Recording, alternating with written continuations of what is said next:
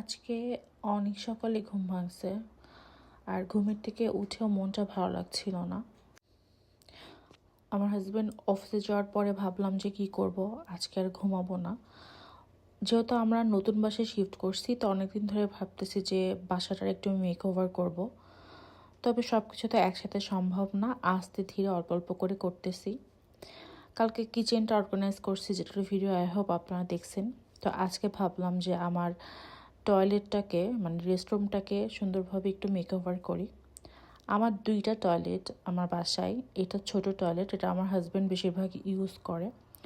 আর ও একটু সিম্পল সব কিছু পছন্দ করে, ছেলেরা তো বেশি হিজিবিজি জিনিস পছন্দ করে না।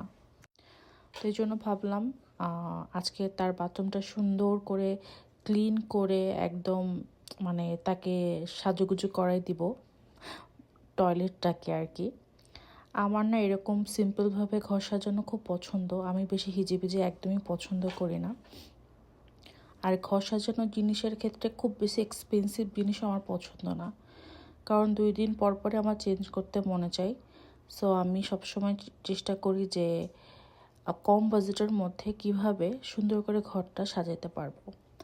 আর এখন থেকে রেগুলার ভাবতেছি আমার ঘর সাজানোর বা ঘর গোছানোর ভিডিওটা দিব। আপনারা যদি দেখতে চান অবশ্যই কমেন্ট করবেন। আসলে এখানেই আমার শান্তি, মানে আমার এই ছোট্ট সংসারটাকে সুন্দর করে সাজাতে আমার খুবই ভালো লাগে। আর যতটুকু পারি আমি সবসময় চেষ্টা করি ঘরটাকে সুন্দর করে রাখার।